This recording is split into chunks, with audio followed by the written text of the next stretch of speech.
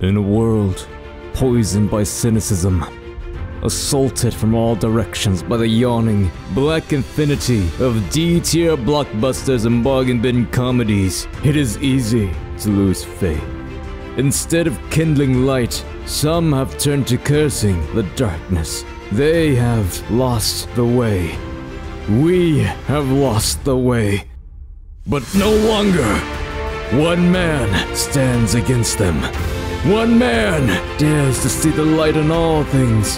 One man against the darkness. This is an argument for The Life Aquatic! Wes Anderson is the second best director with his last name, and I like him a lot. A lot of people will shy away from saying he's one of the best American directors still dropping hits because it's sacrilege or whatever, but I won't and he is. Dude's been putting out indie classics since the year Pac passed and deserves the credit, without an I mean for our time disclaimer. That's why it doesn't make sense to me that in 2004, his most ambitious feature yet was critically panned for being a Wes Anderson movie. The Life Aquatic with Steve Zissou does a million things right, but one thing it does righter than the rest of Wes's films is it consistently challenges the audience's feelings towards its characters. Our protagonist, the oceanographer filmmaker that the film is named after, is someone who is on paper a sincerely unlikable person, with few, if any, redeeming qualities left to him until his redemption near the end of the film. Wes plays on this throughout The Life Aquatic, tricking the audience into siding with Zissou through most of his interactions due to how these interactions are framed. We're seldom shown an exchange between characters that isn't expressly presented to us from Zissou's perspective. Right, okay, he's defensive and argumentative towards Eleanor, Osiri, Alistair, Jane, and basically everyone else. But the way he approaches these interactions and the way these characters approach him feed into this sort of hyper self-centered paranoia that he expresses during his first interview with Jane. Everyone must be taking something out on him. This misimpression of the characters surrounding Steve begins much earlier in the film, though, specifically about 6 minutes in with this interaction right here. After Steve's documentary, The Jaguar Shark Part 1, in which his best friend Esteban is eaten in front of him by a shark that no one, including Steve, is quite sure exists, premieres to a confused and altogether disinterested audience. We see, or rather hear, him be requested to take a picture with Captain Alistair Hennessy, another oceanographer attending the premiere, to which Steve begrudgingly agrees, insisting rather unhappily that it needs to happen quickly. This brief interaction between Hennessy and Zissou, based solely on how Zissou reacts to it, instantly creates the illusion that Hennessy isn't being genuine in his concern or interest with Zissou's coming adventure, or Zissou's well-being in general. A feeling of artificiality that is heightened exponentially by the fact that our introduction to this character relationship is during a photo op, and immediately followed by Steve's tired declaration that Hennessy is his nemesis. Every interaction throughout the first half of the film, and a handful of them following it, is plainly structured with the intent of making us feel like Zissou is in some way a victim. His arrogance and self-interest misdirect us into thinking that despite the information we're given, Steve deserves all, or at least a great deal, of our sympathy.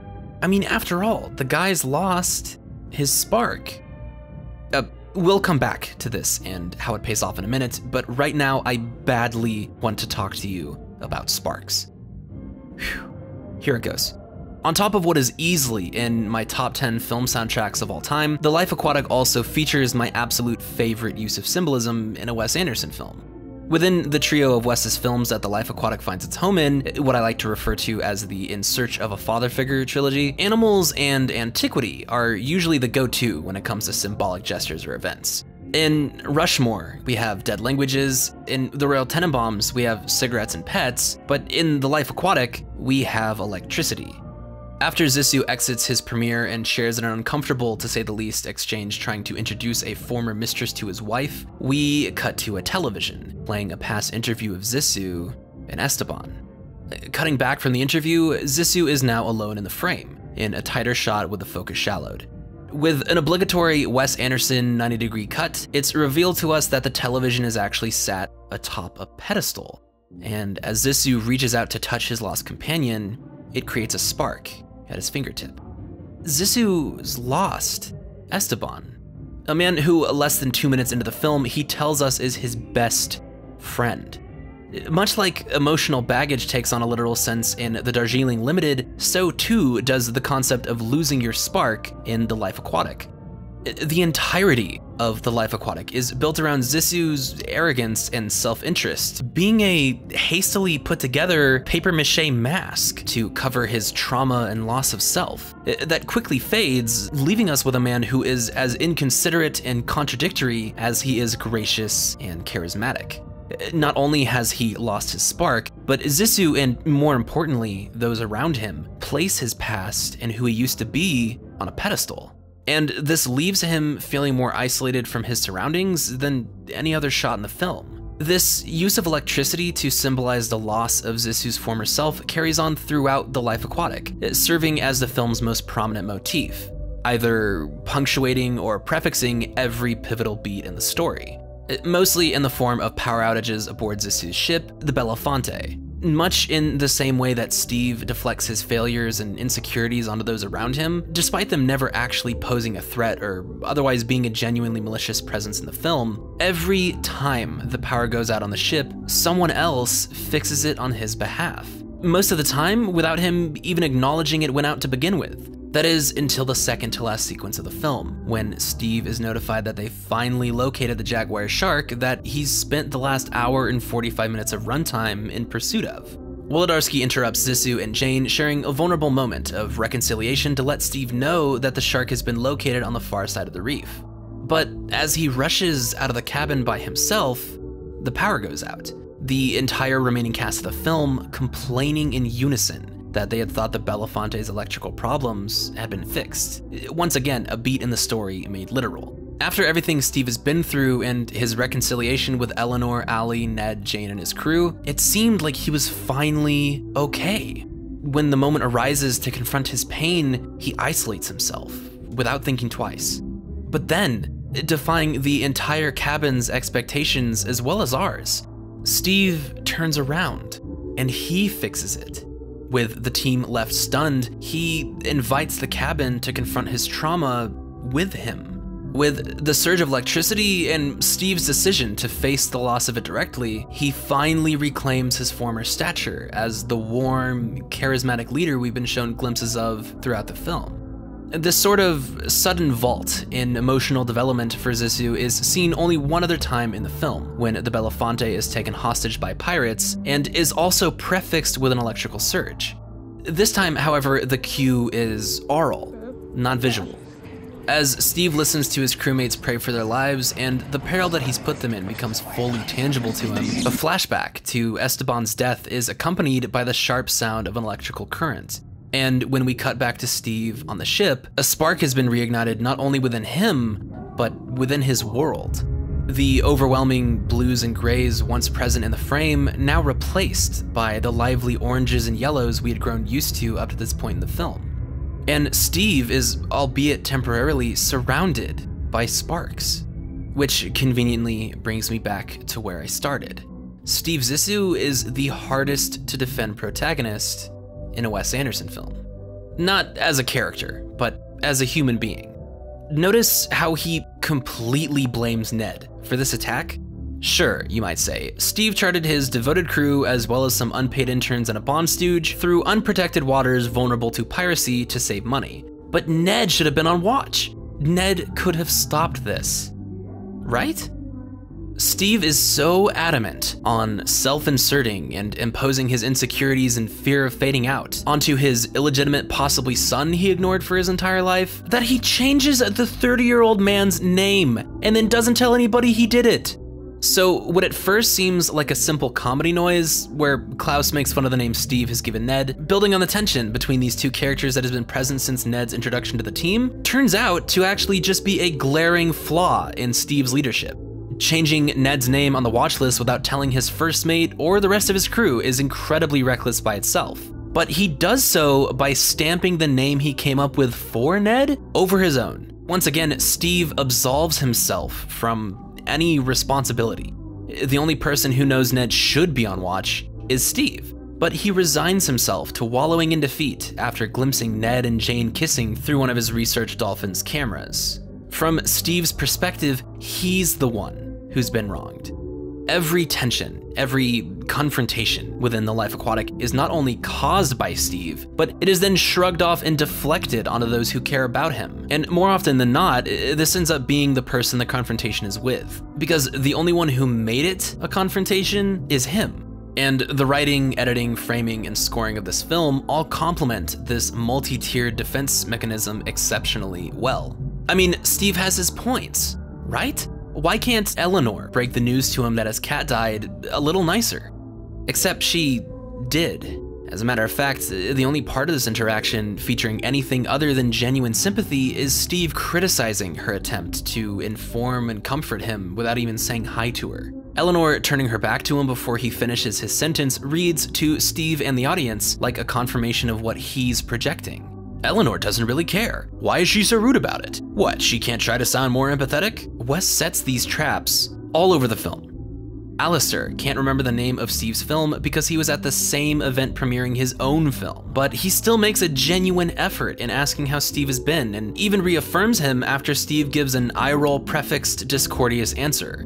Later in the film, it's made clear that not only are Hennessy and Zissou longtime colleagues, but they mentored under the same oceanographer, Lord Mandrake. And going off of the quote Jane reads to Ned during their second interview, Hennessy knows Zissou was the more talented and well-liked of the two.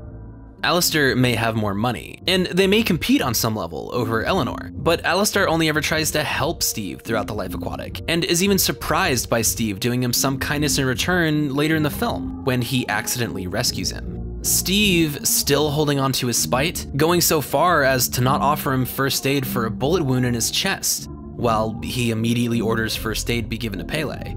From accusing his producer of sabotaging their own funding, to taking gratuitous sums of money from a boy he neglected for 30 years, to pointing a Glock at a pregnant woman who idolizes him, to throwing even the smallest words of comfort back in his wife's face, as if he's somehow been made a victim of her non-existent callousness, Wes manipulates and skews these interactions as they take place, coaxing us into sticking by Steve's side, like Remora sticking to the side of an old shark through nearly the entire film. The only points where it truly stands out that Steve is the closest thing to an antagonist in this film being the points where Wes wants it to stand out to us. Because although all of this social and emotional ineptitude makes Zissou Wes Anderson's hardest to defend protagonist, it also makes him his most appreciable. He is endlessly charismatic, his zeal for filmmaking and oceanography unmatched and ever present, even in the face of peril when everyone around him is telling him to give up.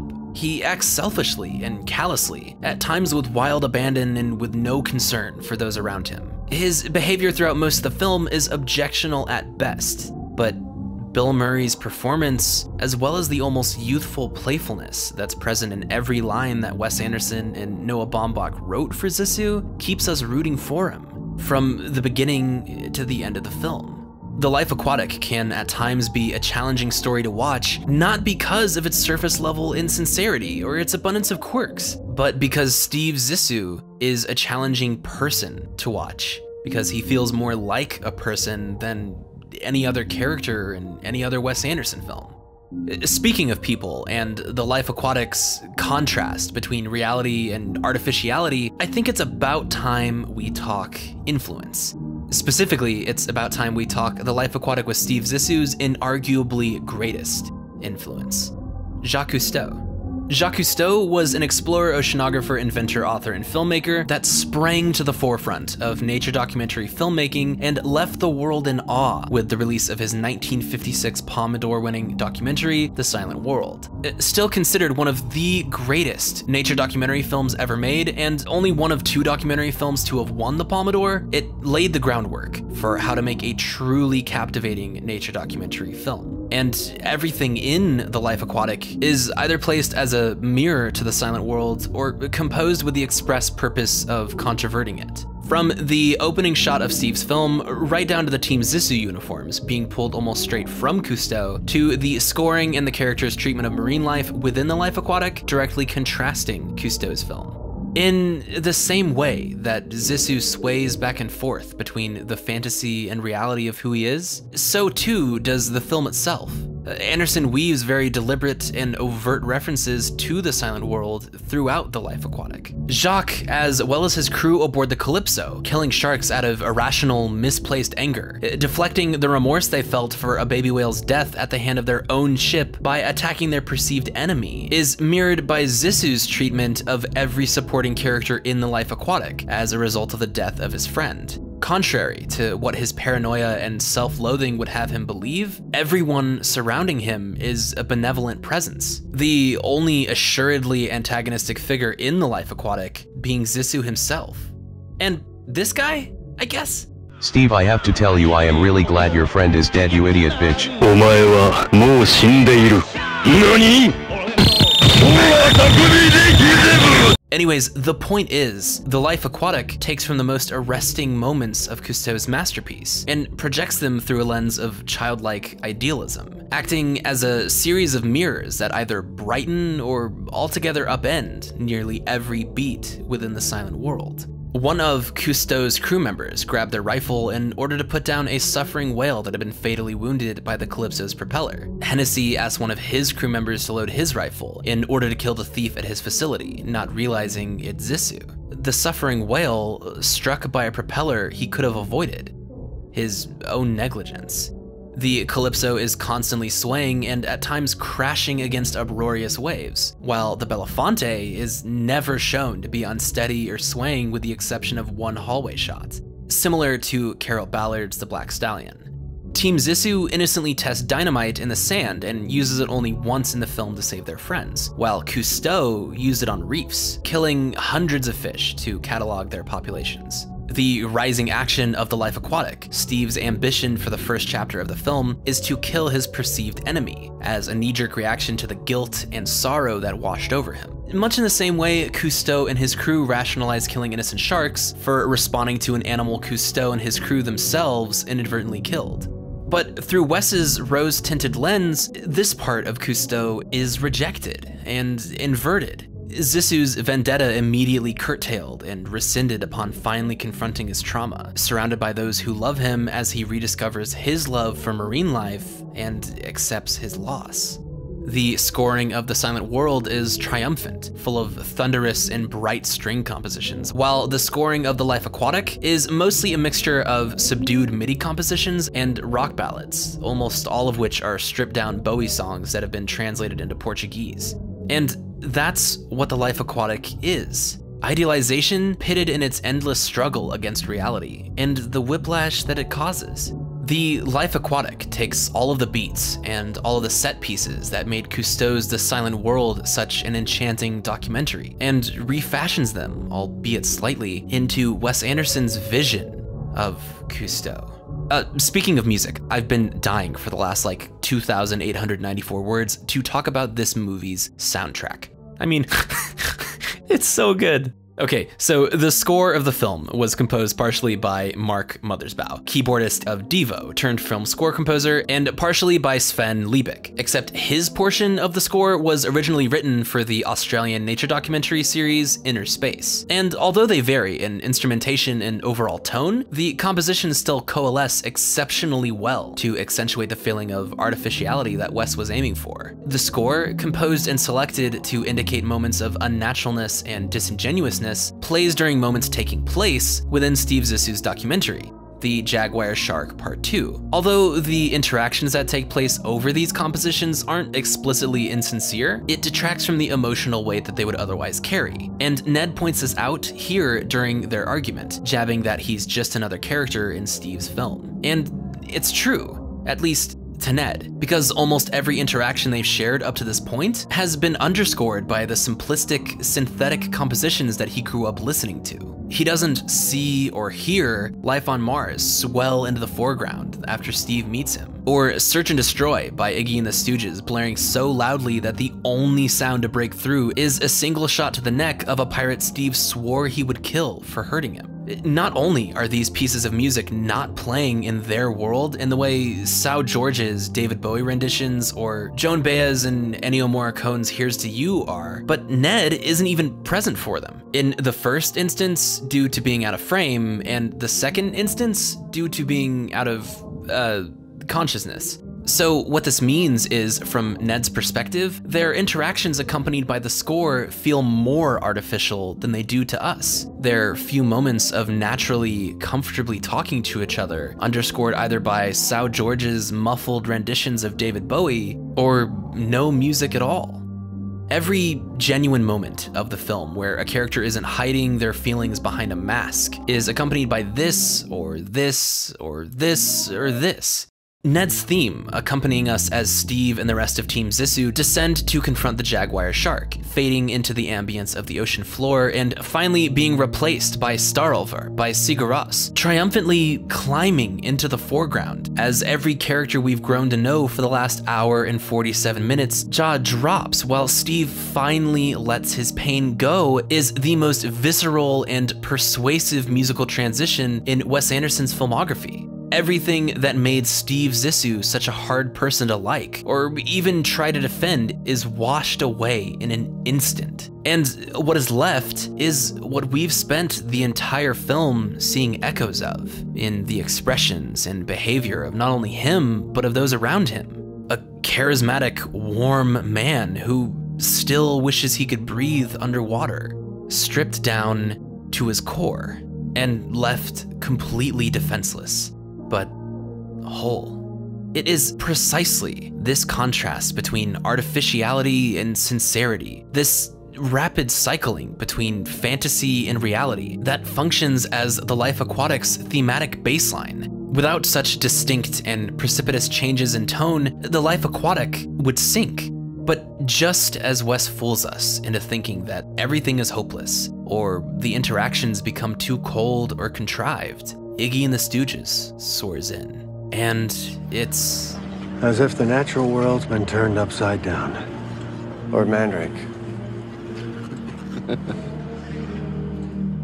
every piece of The Life Aquatic, from Henry Selick's masterful stop-motion animation of the marine life being superimposed into shots, to Wes casting his actual soundman as Team Zissou's soundman, to David Bowie's chorus on Life on Mars being an acutely self-aware nod from Wes that he's been meditating on the same themes for his past 3 films, having written this 10 times or more, and acknowledging that in this iteration, people might feel that it's a saddening bore, to Robert Yeoman's whimsically precise cinematography, to Milena Cananero's romantic costume design, to the capricious contrast of technology present in the sets, all come together and weave a tapestry that not only savors, but eulogizes the collision between reality and fantasy.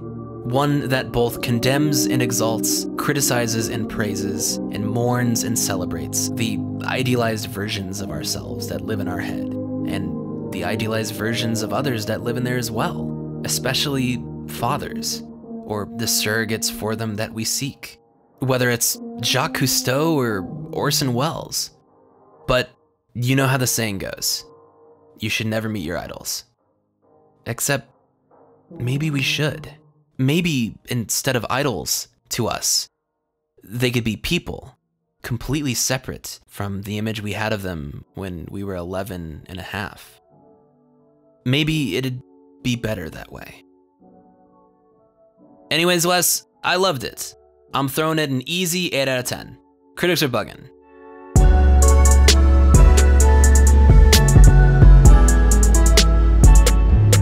Hey, thanks for watching my my video here. I appreciate it. Mwah, that's for you. Bullet points. Got another cool vid here. Click that if you like this. Subscribe, please. Let me know what you thought about what I thought down below. And Patreon. If you feel like helping support the channel and helping me make more slick vids like the one you just watched, consider becoming a patron. Every little bit helps me make this thing a full-time gig. All right, love you. Have a good night.